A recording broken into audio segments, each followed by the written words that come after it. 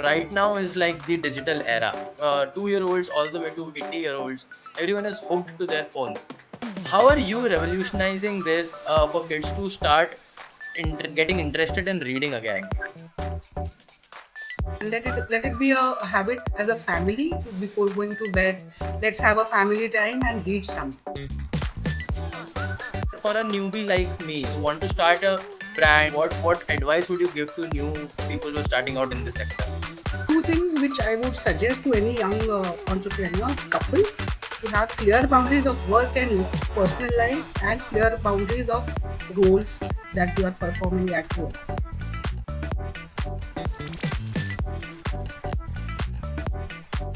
Welcome to another episode of D2C Queens on Mic by Clevrr AI. We're doing a Women's Day special series with D2C women founders who are making waves in their specific industry and are the torch bearers of entrepreneurship in women.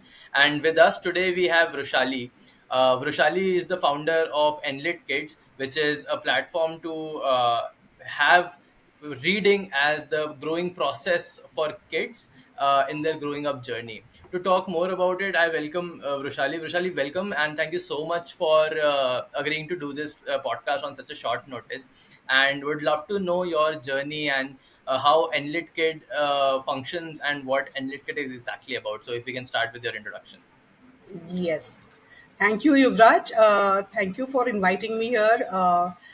It is a really wonderful idea for Women's Day, and there are a lot of women coming out with wonderful ideas and startups, and even leading in corporate sector. And this is the right time for such kind of series of podcasts that your Clever AI is doing. So I'm thankful for that, and we can go ahead with the podcast.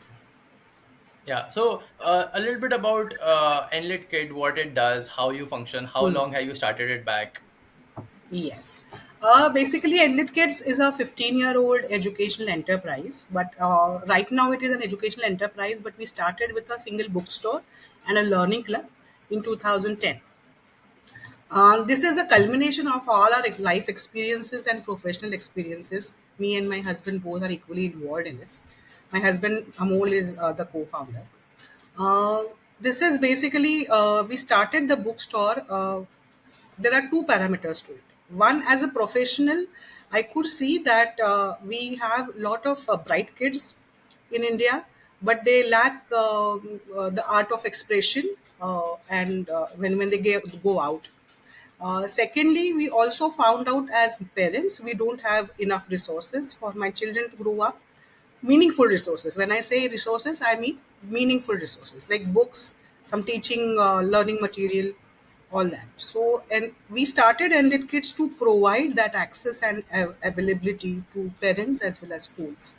Uh, I was working as a franchisee coordinator for Maharashtra region for CMC Limited initially, and that was my first experience with students, Indian students, where in tier two, tier three cities we were selling high end computer courses to the parents, but the children couldn't even have basic math, algebraic equations cleared or basic language problems. So sometime that time only I could sense the gap when I grew up and then we traveled around the world. Me with my husband, I had my kids. Living in abroad, my the main lifeline for us was the library there, and there is a every small community has a community library, and it's a huge library of a size of a small mall here in India, and there is a culture of going to the library, attending the library programs.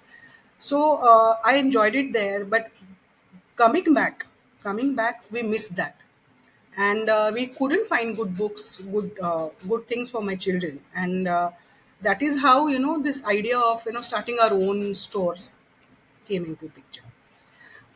Likewise, just during that, when I came back, I had two kids that time, and I completed my master's in social work from University of Pune, and that is where my actual work with children started. I was working with boys observation home for an entire year, and my job was to engage them constructively for 1 hour. And that is when I started taking all the books from home to them, and then I curated a program for them called the Reading Pundits, and there was a reading and expression program, and it worked really beautifully with them. They could come out with their own personal stories, and out of 15, say average, 4 of them went back to school. So that is when we thought that something is we are doing is right. So I took that program, curated for different sets of children, like housing societies, preschool schools, special schools.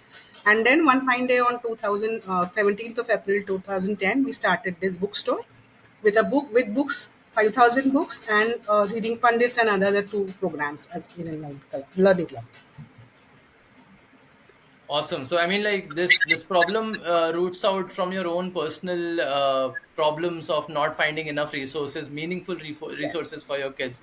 And I think that's the starting point for every entrepreneur out there, that there is some issue or gap that they identify in their own personal life, and then they set out this journey of solving it for everyone. So I wanted to understand, what's the story behind the name Enlit Kids? How did you come up with this name? How are people reacting to this name? It's a very thoughtful name, to be fair. I mean, like, just having kids and being enlightened with it. But how did you come up with this name, and what's the story behind the name?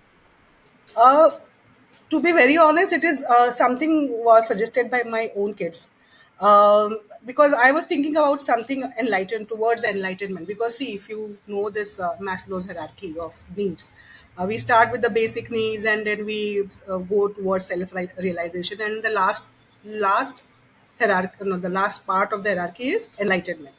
So whatever we are doing, it has to lead to enlightenment at certain point. And what is a better way to do it than knowledge and books? So that is why I was thinking of something related to enlightened kids. So to give us, a funky twist to it, we did it Enlit Kids, and it is going really well with everybody who is with us or coming to us. Great, great, great.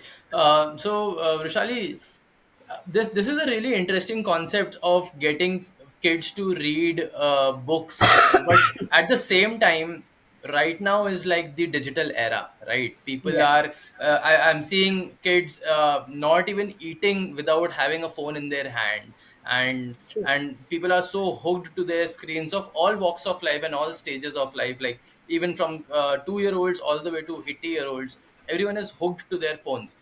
How are you revolutionizing this, and how are you tackling with this as a solution for kids to start getting interested in reading again? See, this AI and all, this screen revolution and digital revolution is a blessing. Definitely, we have to realize its potential in the right way. At the same time, it is also very important for us to not to lose the human connect, right? I mean, we are right now talking on screen, so that is the best part. You are sitting somewhere in India and I'm sitting somewhere, and we can talk, but this is human to human connect that is mattering, like we are talking to me.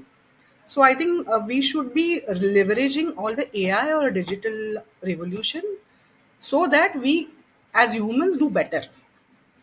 So, and with the kids glued to the screens, even adults doing that, it is far more important, better, no, more important than ever that we get back to those traditional systems or ways of connecting and releasing stress.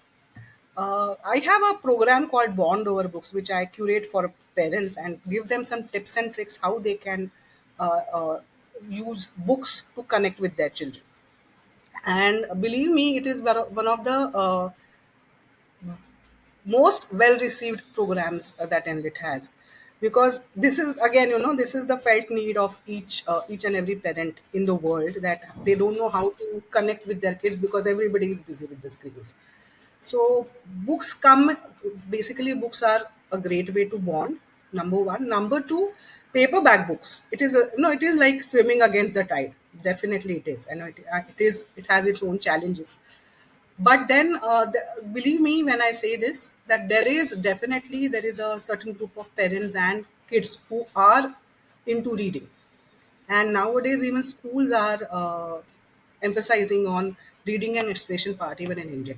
So They have libraries. It is a mandate for all the schools to have certain books in the library, and there are some certain reading hours and some story component to it. So there is a whole lot of revolutionizing happening in education system also. So yes, it is a challenge, but definitely it is a much needed thing to do right now. That raise readers through actually paperback books, not any digital books. On that note, I think I saw your program about parents, how can they bond over with their kids with the medium of reading.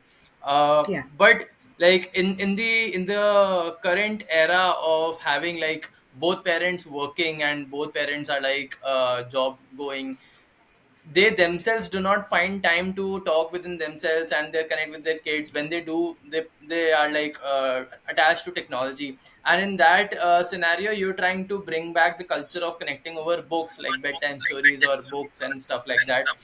How challenging has this been for Enlit Kids, and how what did you what marketing approach or strategies did you apply to get over this problem? Yes. Uh, it is challenging. Of course, it is challenging, and I can see families. Even I have been there with both the parents working and nuclear families, and both the kids are really busy with their school work. It becomes really difficult to find time for things like reading. It takes a back seat.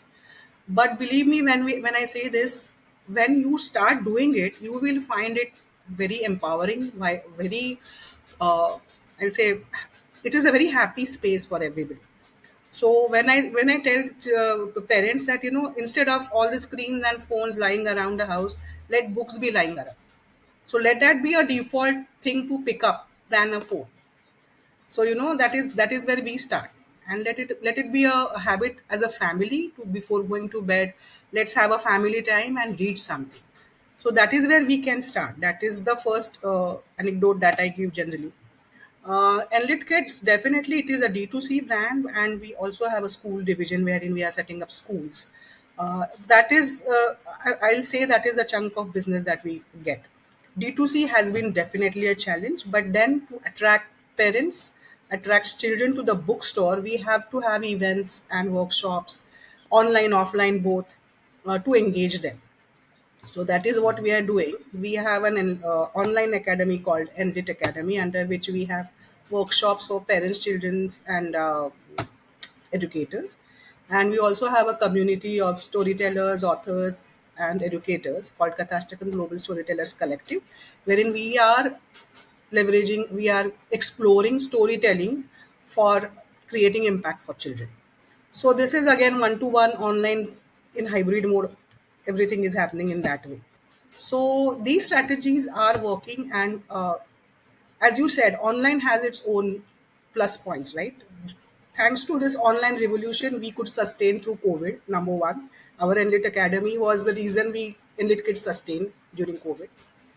Number two, even now, the Kathashtakam Global Storytellers Collective is a global community, and we are connected to wonderful people from children's literature and education across the globe. And in person, we are participating in events all across India. So we have members from Jaipur, Delhi, Bangalore, Chennai, even Assam for that matter.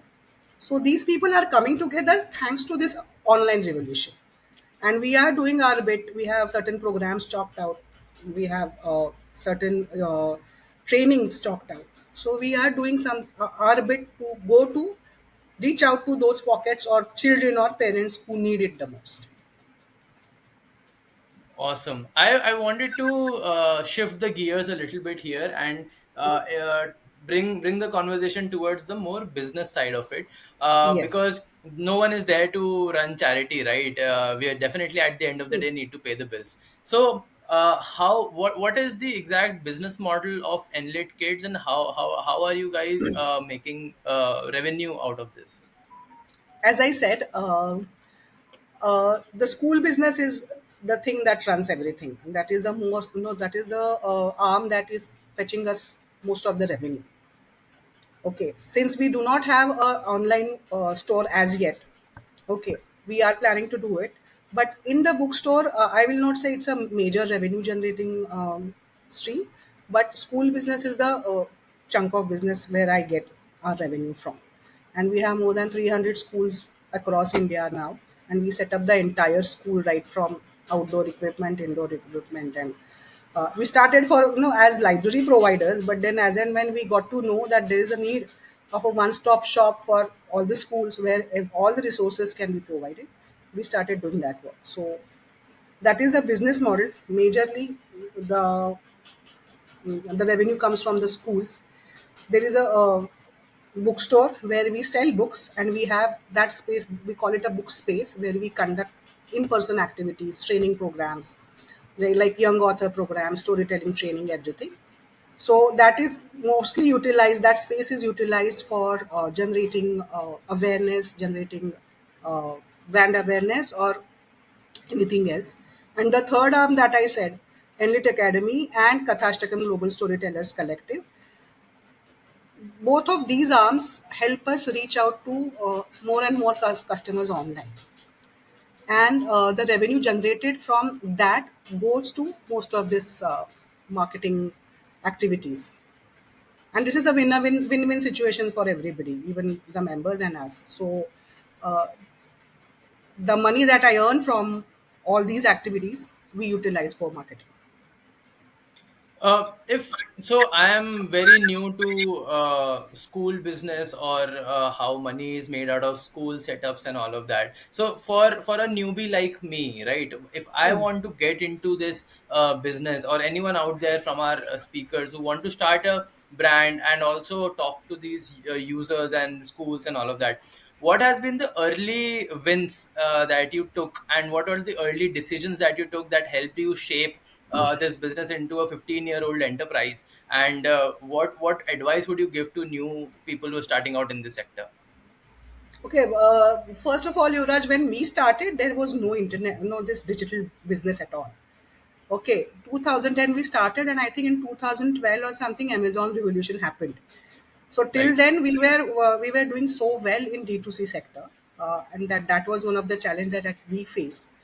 With Amazon giving discounts left and right on each and everything. But eventually that also came to a saturation because we were more of a content based business. So whatever was available is a very curated collection of things that we have, so we could score our point there. uh, so it was literally going back door to door for marketing, going school to school for marketing, telling us what we want to do, telling them what we want to do, and professional ethics that we follow here, and the transparent model of offering the resources. Actually they worked really well because, see, I do not believe that if you want to do a business, then you have to have uh, certain set of mindset. You have to be very direct, you have to be very crystal clear and transparent. I don't think deceiving anybody will lead you anywhere. So that is what is the selling point of Enlit Kids is, and we are quite transparent in our whatever offerings are or whatever the deals are. The challenge with schools is that it has to have the schools in India. They are from IB to tribal schools, right? So certain schools have money, but they don't have mindset to invest in such resources. Certain schools don't have money, but they have mindset to invest in such resources. And then there are tribal schools where funding is a problem and there is a need of such resources. So these are the three types of clients that we face. So we have to really counsel them how to go about the problem that they are facing, and then go beyond the call of duty, and do that for them. That is what is making us sustain, I guess. For example, IB schools, they know what kind of resources they want. They have the money and they will spend, but it entering, giving getting an entry there is a problem. Then there are state-run schools or private schools where they have money, but they have certain conditions. It is very difficult sometimes if the management there is of a fixed mindset. Then to break that mindset and telling them to try something new, again, becomes very difficult.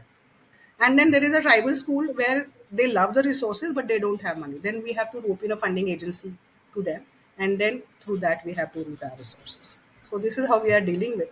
For the new generation, definitely this AI and this thing is really the digital revolution is really working well. So you can reach out to more and more schools. There is no geographical or demographical barrier. So websites and everything, you can, I think, new generation can do much better than what we are doing. Got it. That's some solid advice. I mean, like being very frugal about who you want to reach out and how do you want to reach out to them, and also the clarity that you have in terms of your clients, that these are the three kind of people that you're gonna serve, and each one of them have their own way of dealing and their own way of selling, which is very important in the early days as well as later in the business also. And you get this depth once you are into the business, and that clearly shows from you. I now want to again shift the levers towards a more personal experience. So, I think you told me before this call that you and your husband are the co-founders of the business, and both of you left your comfortable, cushiony jobs. Your husband left his comfortable and cushiony job in IT and joined you. How has this transition shaped the career, the business, as well as your personal relationship? It has been a roller coaster ride. I won't really lie about it because it is tough. And since we are all, both of us are self-made entrepreneurs, it's not that we have some family business or any backing, financial Correct. backing from anybody. It was a challenge. Thankfully, we are living a very minimalistic kind of lifestyle. It's not a very extravagant lifestyle, so we could sustain. And thanks to the IT company job, we had cushioning, financial cushioning, which could lead us to through next 10 years. So it financially we could do definitely. It was a challenging but comfortable thing. Yes, because it's a kind of your baby. When you are passionate about your business, you have to really think, drink, eat that particular thing, right? You have to dream about the business. So your whole mental setup is, or whole mind is occupied by that. So sometimes it becomes challenging when both the partners are into the same business and talking about, and even at home, even at dinner table, it becomes a tough job for others too, especially kids. But then it was, the business is related to kids, and my kids were a part of my learning club. They also joined in, and it is a kind of family thing for us. So even they are learning, they are out now for education and everything, but they are still very much involved mentally in Enlit Kids. So when you make it as a family or a project, then it becomes easier. So involving everybody in what you are doing and telling them why we are doing it, it becomes easy for them to understand why this roller coaster is going, and then they are prepared for it also. So I think this is what we did. And how do you think the couple founder dynamic that you have, that you're there in the office together and you're there in the dinner table together and you're discussing about business and life together, do you think this is the correct approach for even new age generations that is coming up? Because a lot of times what's happening is people are getting married, and then either they're not getting time with their spouses and they're more involved in the business, or if they spend more time with their family, they're not able to focus on their business. So do you think this is the good way or correct approach to, when you're very early in your career and very early in your marriage as well, being a founder and a spouse helps, or would you advise against it? See, it is all subjective thing, to be very honest. If you have clear boundaries and clear role definitions, then I think it can work. And start young, as they say, start young as you can, so that when you are growing, into in your 40s, you will have the fruits of the business, because no business gives you ROI in 3 years, even if they say that. And then you have to grow, evolve your business continuously. So I think If you have clear boundaries of work and personal life, and secondly, the role definitions. Being husband and wife, what we generally, what people tend to do is, you there is no clear boundary, and they try to do each other's work just to help out in good intention, but sometimes that doesn't really work. It doesn't give that other person to the required freedom and space to explore his or her own work area. So these are the two things which I would suggest to any young entrepreneur couple, to have clear boundaries of work and personal life, and clear boundaries of roles that you are performing at work. So that becomes easier. So mutual That's respect really again very plays crucial. a, yeah. Yeah. So that is why you have to have mutual respect and mutual trust that he or she will do her best in her own role. So that is much needed. Correct, correct. Definitely, I completely agree with you because oftentimes, as entrepreneurs, you get to hear that your co-founder is even more important than your girlfriend or boyfriend because you spend more time with your co-founder than your girlfriend. And if you have your co-founder as a girlfriend or your wife, it becomes easier, but then also it becomes very crucial to set boundaries and roles very clearly. Very, very crucial advice I got from you, and I can personally relate to it as well. Not disclosing why, but like I can definitely relate to it. Yeah. Being a woman entrepreneur back in 2010, when entrepreneurship and startups were not even a thing of popularity within societal norms, what challenges did you face as a woman entrepreneur? Did you face some gender biasness because of the industry that you're in? It requires a lot of things that would be taken as manly work, but you were there doing it. What were some early stage struggles as women entrepreneur that you faced, and how did you cope up with all of those? See, gender bias, it's still there, okay. It is just, sugar coated nowadays because you are not supposed to talk about it. But it is there. It was there, more visible that time, definitely. And it is not only men doing it, I think it is also women doing it. We are stereotyping certain tasks to men and certain tasks to women. So I think those mental boundaries, mental barriers, they need to be removed. When I started this business, thankfully for me, in education, okay, thankfully, at the same time, sadly, the customer base that we have are of mothers. I have more Okay. mothers walking in the store, or more female teachers working in schools than male counterparts. So it's my husband who have to deal with the opposite gender, not me. But again, yes, with some networking platforms, or when you go into business side of it, hardcore business side of it, yes, being a woman matters, and being a woman was hard sometimes because you cannot do certain things uh, as a woman, going out, no, just for the networking meet, you cannot go out of your city or whatever, so that matters how they look upon you when you are out, going out and talking to people on your own, and झंडा लेके जा रहे हैं हम लोग, and I'm talking about my business to everybody, and shaking hands with everybody. So I think there is a set of people in India also, they are not really evolved to know that a woman can do this. So Correct. they are not comfortable, women being so outgoing or women being so self-assertive. So either they feel threatened or insecure by it, or they will feel that, I don't know, I don't want to say that, but then there is another parameter also. So I had to go through both of them, and it was a learning for me as well. But I think it's a thing of past now. I have come. I also have learned from it, and I also suggest women and entrepreneurs nowadays, because now the generation that you guys are in, right? Those barriers are quite diluted nowadays. Okay, so being a woman, you don't really identify, though the identifiers are nowadays a thing, but still, when you look at a person, you look at them as a person, not as a female or male or anybody. Hmm. So Hmm. I have seen it in this new generation.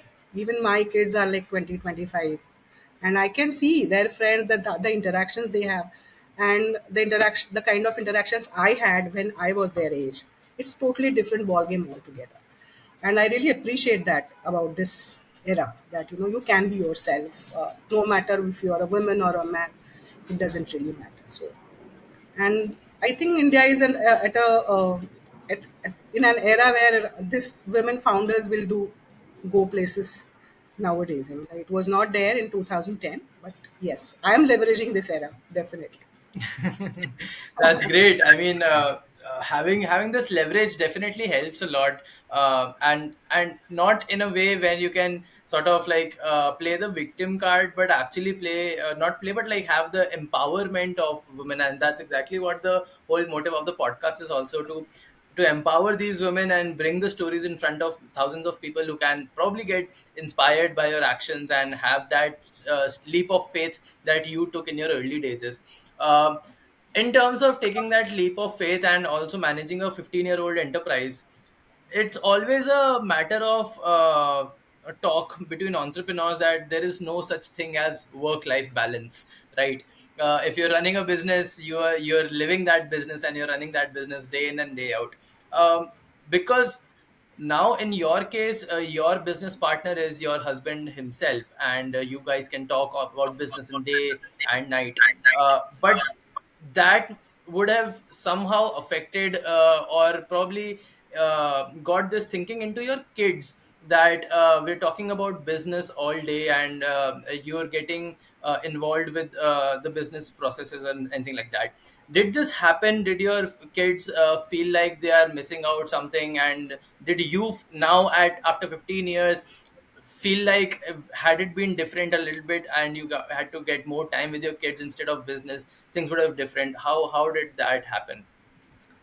As you rightly said, there is nothing called work-life balance. But tell me one thing, Yuvraj, do you really find that work-life balance in IT sector or any for that matter any sector? And nowadays, everybody has to work hard, travel a lot, so you have to really find time for your family. So same goes with the business thing also. You have to have certain time kept for the family time. And me personally, being my motherhood being my first priority as always, uh, I saw to it that that is not compromised. So I spent good time with my children, and my children were a part of this. So they also saw the hustling culture they were a part of. So they also got that kind of mindset from us. That is what we could impact, create an impact on their mindset where they also are result oriented. They also know it is not only one way street. You have to hustle really hard to reach, no, reach your goal, and it is there is no end to it. One after the another, you have to create new goals and evolve yourself around it. So that kind of mindset is there in my kids thanks to this hustle that they witnessed. Yes, there were some times where even I felt bad that I couldn't give time when it was required, or my husband couldn't be there when my kids expected them to be. But still, it is a part of our job, and they understand it very well now. There are no regrets, definitely no regrets. But yes, I'm looking back now. I feel that there are certain things which we could have been doing in a different way. It could have been done Great. in a different way. Yeah, yeah. I mean, regret is a very strong word, I believe, because that's a lifelong commitment sort of thing. But having supportive kids, having kids being a part of the hustle itself, also must have helped build this entrepreneurial mindset within themselves. Because from a very Yes. tender age, they were involved with you and working with you. That's really great. Um just to have a very fun question that I usually ask all the guests on the podcast. Imagine you have a time machine today, and with that time machine, you can travel back to 2010 when you're starting out Enlit Kids with your husband. But the caveat here is that you have all of that knowledge you have right now of this 15 years of experience, but you're in 2010 or in your early days. What would be the things that you would do exactly the same? What would be the things that you would do differently that you did right now to make you reach where you are today, probably faster? Uh, First of all, I would never compromise on the human connection, one-to-one connection. So I will definitely, I would have conducted all the programs, in-person programs that we are doing, author interactions, the Enlit Fest, and everything that I would have continued. I don't want to change that at all. But yes, we could have started. We could have, if we could foresee the revolution in 2010, uh, we could have designed something, a digital platform wherein an Indian digital platform for kids, and where only meaningful products or meaningful stuff is happening. All the books are there and authors are getting inquiries, and all the programs are, it's a comprehensive platform. What we are doing in person now, if we could digitize it, that is what we I could have done it differently. It's only I couldn't foresee that happening in near future. So And do you think this is also partly because of the time that you started, like 2010? If you would have started a little late, that could have been yes, foreseen. yes, I think so. Maybe couple of years later, if I had started, then I could have thought differently about this organization. I recently read somewhere that D2C as an industry is the second highest funded industry in India, after SaaS. Like AI and SaaS is being funded heavily, and then the number two industry is D2C. How do you see D2C as a sector in India for growth, specifically because India is moving from a cost centric mindset to a convenience mindset? People are not uh, bothered about rising costs. They are okay with paying the extra premium just for the convenience. And this revolution is happening even in quick commerce and e-commerce. How do you see the Yes. whole quick commerce, e-commerce and digital revolution that's going on, and where do you see Enlit Kids probably 5 year down the line in this revolution? Yes, as you rightly said, D2C is heavily funded nowadays, and it's just basically the convenience. As we just talked, just in previously in the podcast, that everybody is really busy with their careers and work and everything. So parents are not, even working people are not. They don't have the bandwidth to travel somewhere and get things. Even if you say grocery, everything is available online, and it is so convenient that it saves you the pains of traveling through traffic, as well as it saves you the time. So people are ready to pay that extra money for that convenience, as you rightly said. And I can see, since India is moving towards more of trillion dollar economy, and more and more people having more spending capacity. Even the average spending capacity of an average Indian has gone up. So that is also one factor where this is going. I mean, the D2C is going to really get benefited from this. The number of products that are being offered in every sector, for that matter. When you take D2C, it is not only kids products, not only fashion, not only grocery. There are n number of products, and it's a huge chunk of variety that they have. So there is no limit.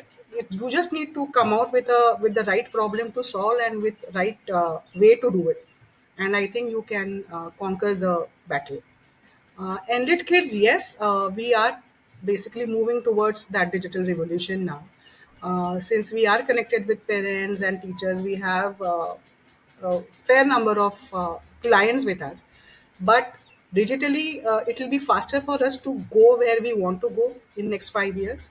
And Enlit Kids will definitely become one of the D2C, most preferred D2C brand in India when it comes to children's books and products. That is the vision that I That's have for next years. Yeah. that's really a bold vision to have, and I'm sure you will get there with all the corpus of experience that you've gained over the last 15 years. Just one last couple of questions about women founders who are just starting out and want to pursue the entrepreneurship journey in D2C. What would you say as an early woman entrepreneur, probably a first time entrepreneur, 23, 24-year-old girl who's starting out with some idea in her mind and wants to get into D2C sector? What are some things that she should be cautious of, and what are some things that she should double down on in the very early stage, keeping in mind that she's entering into the D2C market. Okay. So see, me telling me and if anybody is not really, I'm not that great mentor kind of person, but I'll draw some things from my own journey and give some anecdotes. First of all, women founders, they have to see. Generally, women have to multitask at every front, right? So they need to understand where what can be delegated, what task can be given to somebody else, and what are their core strengths. So that analysis needs to be done before starting anything. So what are the areas, or what are the roles that you will be doing, and what will be the things that somebody else can do for you? Wherever your strengths are, wherever something is there where only you have to be there, only you can do this particular job. For example, curating a collection of books for a library is my forte, so only I can do that. I cannot have somebody else, because that is the USP of my business, right? Because it is a personalized recommendation that I'm giving to them. So I cannot delegate this particular task, but yes, logistics I can give it to somebody. So build a team both at home and at work, where there are certain roles which are delegatable, and then, or responsibilities delegatable, and there are certain things that you keep to yourself. And let it be very clear. You also don't go see, generally what happens when you are over involved with your home or in work, you tend to go and interfere in everybody's tasks. You don't do that. Once you delegate to somebody, just forget about it. So that is one thing that I think women should do. Number two, you have to keep your foot down when you are really entering D2C market, and it is a long journey. Okay, initially you won't get anything. To get that particular ROI, that gestation period, you have to be really patient in.